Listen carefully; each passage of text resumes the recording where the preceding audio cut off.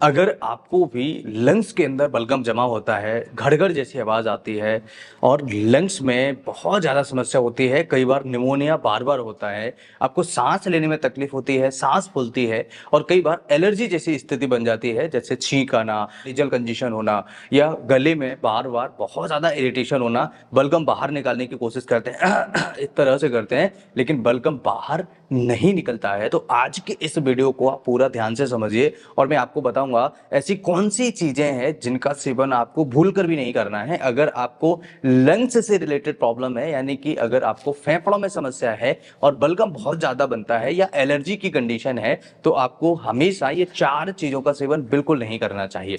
तो सबसे पहली चीज़ है, अगर आपको ऐसी कोई सिचुएशन है या घर में बच्चों को दिक्कत है या बुजुर्गों को दिक्कत है जिनको लंग्स से रिलेटेड कोई प्रॉब्लम है, ऐसी कंडीशन में उनको फ्रिज की रखी हुई चीज़ें नहीं खाना चाहिए। अब फ्रिज की रखी हुई चीज़ों से मतलब है, जैसे पानी फ्रिज में ठंडा हो रहा है और खाने-पीने की चीज़ें, फल फ्रूट्स भी हमारे ठंडे हो रहे हैं, तो डायरेक्टली हमें निकाल के और तुरंत कट करके उसे नहीं खाना है या पानी डायरेक्ट निकाल के हमें नहीं पीना है। हमें करना क्या है कि उस पानी को निकाल कर के थोड़ी देर के लिए किचन में बाहर रखें और जब वो थोड़ा नॉर्मल हो जाए, जब उसका जो टेम्परेचर है वो बैलेंसिंग हो जाए, यानी कि ना वो ज़्यादा ठंडा हो और ना वो गर्म हो, ऐसा एक टेम्परेचर बन जाए, तब जाकर आप उसे पिएँ। तो अगर आप ज़्यादा ठंडा पानी पिएँगे, स्पेशली शाम के समय आपको हमेशा अवॉइड करना चाहिए। अगर आप सुबह पीना चाहें तो सुबह एक बार को पी सकते हैं, लेकिन शाम के समय तो आप गलती से मत पी लेना। अगर आपने शाम के समय पी लिया तो हमेशा आपको बलगम ज़्यादा बढ़ाएगा, बलगम ज़्यादा बनेगी, इस तरह की समस्याएँ होंगी। तो इसलिए हमेशा ध्यान रखें, जो फ्रिज की चीज़ें हैं वो हमेशा अवॉइड करें। ठंडी चीज़ें जितनी भी हैं अवॉइड करें।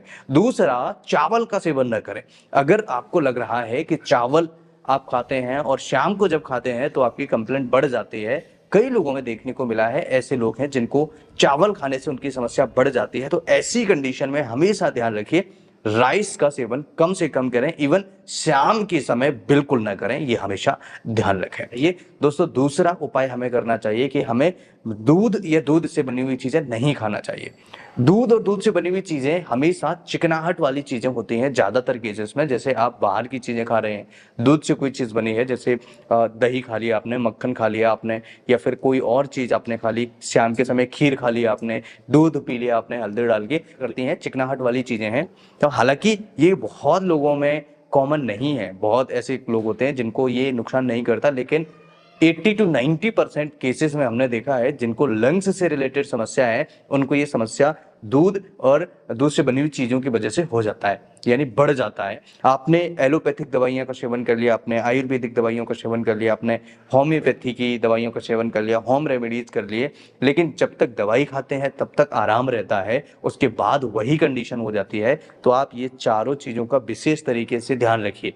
इसके अलावा तीसरी चीज़, स्मोकिंग न करें। अगर आप स्मोकिंग करते रहेंगे, गुटखा, तंबाकू, बीड़ी, सिगरेट का सेवन करते रहेंगे, तो आप पक्का मानिए लंग्स से रिलेटेड जितने भी इश्यूज हैं वो हमेशा बढ़ते रहेंगे और हमेशा बलगम बनता रहेगा, परेशान होते रहेंगे, आप एक्सरे कराते रहेंगे, ट्रीटमेंट कराते रहेंगे, दवाइयाँ खाते रहेंगे, लेकिन कोई रिलीफ नहीं मिलेगा। इसलिए हमेशा ध्यान रखिए, स्मोकिंग सबसे पहले बंद करिए। स्मोकिंग करने से कई सारी और भी बीमारियां शरीर के अंदर आना स्टार्ट हो जाती है, ये ध्यान रखिए।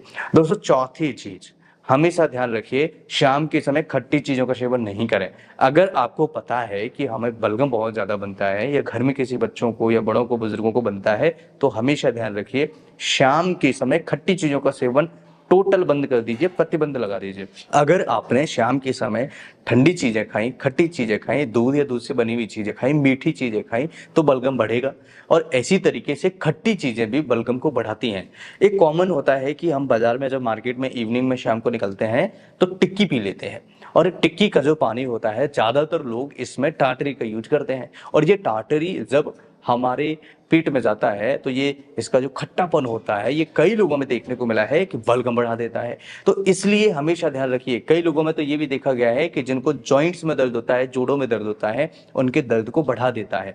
ऐसी कंडीशन में हमेशा ध्यान रखिए, जिनको जोड़ों से संबंधित दर्द रहता है, समस्याएं रहती हैं, शरीर में दर्द रहता है, ऐसे लोगों को खट्टी चीज़ों का सेवन नहीं करना चाहिए और हमेशा ध्यान रखिए। और दोस्तों होम्योपैथी में तो इसके लिए कई सारी दवाइयाँ हैं। अगर आप होम्योपैथी की कुछ मेडिसिन उपयोग कर लें या पेशेंट को दे दें, तो आप यकीन मानिए चेस्ट के अंदर जो बलगम जमा हुआ है, छाती में जो बलगम जमा हुआ है, उसे आसानी से आप बाहर निकाल सकते हैं। तो होम्योपैथी में दो सबसे बहुत इफेक्टिव मेडिसिन है। सबसे पहली मेडिसिन है एंटिम टार्ट।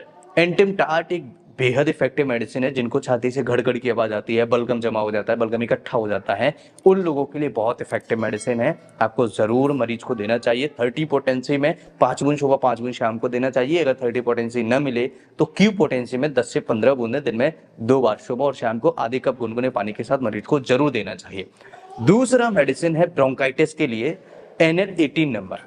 NL18 नंबर एक इतना इफेक्टिव मेडिसिन है, आपके लंग्स से बलगम को निकालने में बहुत ही ज्यादा इंपॉर्टेंट रोल प्ले करता है। और जिनको ब्रोंकाइटिस हो जाता है, जिनको ब्रोंकाइटिस की वजह से दिक्कत होती है, उनके लिए तो ये रामबाण है।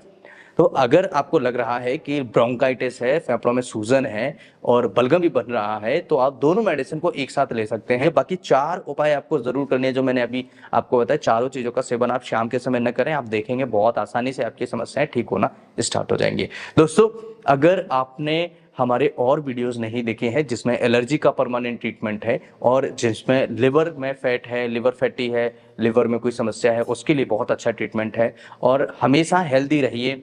हेल्दी रहने के लिए हमें सारी चीज़ों को आपको छोड़ना पड़ेगा। दोस्तों, मैं फिर मिलूंगा इसी तरह के किसी इंटरेस्टिंग और ट्रस्टेड वीडियो में। तब तक के लिए स्वस्थ रहिए, मस्त रहिए। अगर आप हमारे और वीडियोस देखना चाहते हैं तो हमारे फेसबुक पेज को जरूर फॉलो करिए और इंस्टाग्राम को जरूर फॉलो करिए। मैं फिर मिलूंगा। नमस्कार।